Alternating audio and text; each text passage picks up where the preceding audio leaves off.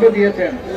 আপনারা জানেন আমরা যে অত্যন্ত আনন্দিত, আমরা গর্বিত, আমরা শহীদ জিয়ার দল করি, আমরা বেগম খালেদা জিয়ার দল করি, জনাব তারেক রহমানের দল করি। আজকে যে ধানের শীষের মার্কা কে দিয়েছেন? তারেক রহমান সবকিছু বুঝেন। গত বছর প্রবন্ধ থেকে তিনি এখন এই রাজনীতির উপরে ডক্টরেট ডিগ্রি কয়েকটা নিয়েছেন। আপনারা মনে হয় কি জিনিসটা? সুতরাং ধানের বীজ পাওয়ার পরে আমাদের মনোবল যেরকম আগে ছিল, আগের থেকে 100 গুণ বেড়ে গেছে। কিন্তু আল্লাহর রহমতে আমরা পিছপা হওয়ার পাবলিক না, ফরিদগঞ্জের মানুষ পিছপা হবে না। 2008 সালে আপনারা জয়যুক্ত করছেন, আপনাদের সম্মান রেখেছি, উল্টা পাল্টা কাজ করেছি, ভবিষ্যতে করব। 2018 সালে নির্বাচন করছি, কিন্তু গ্রামে ভোট মেরে দিছে, সেটা আপনারা জানেন। কিন্তু সেখানেও যদি 2-4 দিন সময় পাওয়া যেত তাহলে আমরা পাস করে যেতাম, নাকি বলেন? তাহলে 2008 ছিল বৈধ নির্বাচন, যতটুকুই হয়েছে। আর আশা করি 2026 সালও ভালো নির্বাচন হবে। আপনারা এদিক সেদিক কোনো কথা শুনবেন না। যারা এই মার্ক, আমি ব্যক্তি কোনো কিছু না, মার্কাই হলে আমাদের সবচেয়ে প্রধান, জনগণের হলো প্রধান, আপনারাই হলো প্রধান। আপনারা ভোট দিবেন মার্কা দেখা, আমাকে দেখা না, নাকি বলেন? তারেক রহমানকে দেখা, বেগম খালেদা জিয়াকে দেখা, শহীদ জিয়ার দল দেখা, না? এতে কোনো সন্দেহ আছে? সুতরাং অনেকে অনেক কথা বলবে, এদিক সেদিক কথা হতে পারে, কিছু মুখরোচক কথা সবাই কিছু শুনতে পারে, এগুলা শুনে কোনো লাভ হবে না। আল্লাহর রহমতে আমরা সামনের দিকে এগিয়ে যাবো।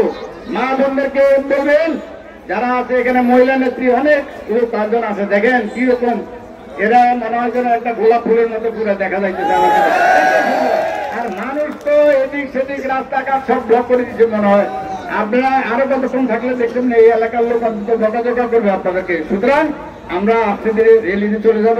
এবং এই ফরিদগঞ্জে 2008 সালের এমপি নির্বাচিত এমপি আজকে আবার মনোনীত প্রার্থী জনাব লাল মোহাম্মদ হারুনুর রশিদ। বিএনপি দল কয়টা? মার্কা কয়টা? দল কয়টা? আমাদের মার্কা কি? কে পেয়েছে? মার্কা কি? কে পেয়েছে? আমাদের কাজ কি? 17 বছর আমরা আন্দোলন করেছি, সংগ্রাম করেছি, আমার ভোট আমি দেব, যাকে খুশি তাকে দেব। সেই সুযোগ আমাদের মাঝে এসেছে। আগামী 26 ফেব্রুয়ারির প্রথমার্ধে এই নির্বাচন অনুষ্ঠিত হবে। আপনারা সবাই প্রস্তুত হয়ে যান। এই নির্বাচন সুষ্ঠু এবং সুন্দরভাবে করার জন্য একটি চক্র আজকে মাথা চারা দিয়ে উঠেছে। গণভোট করার জন্য আমরা নির্বাচনের আগে এই গণভোটকে আমরা লাথি মেরে ফেলে দিব।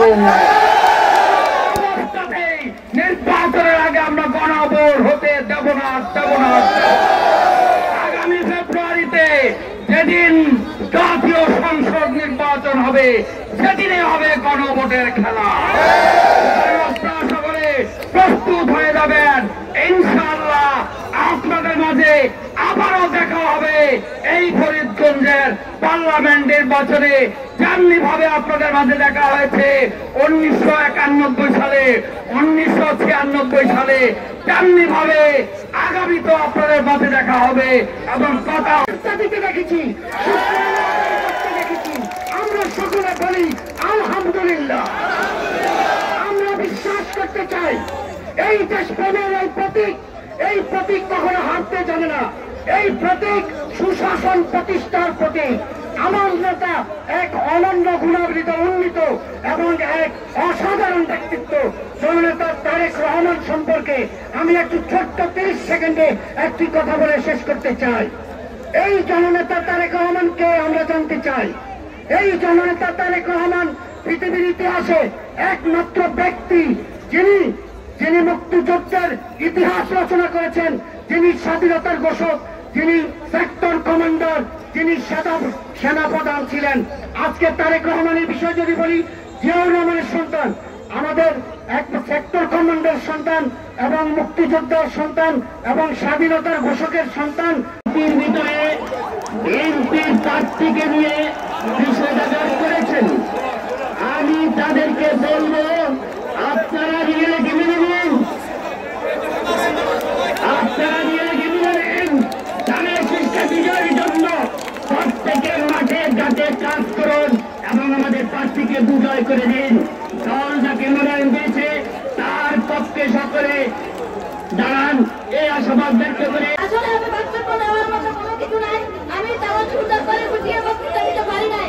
তাহলে একটা উদাত্ত আহ্বান, আপনারা সবাই ধানের শীষের পক্ষে কাজ করবেন, ধানের শীষের পক্ষে কাজ করবেন। আমরা সবাই সংশ্লিষ্ট হয়ে আমাদের ভাইকে জয় করার লক্ষ্যে আমরা মাঠে নামছি।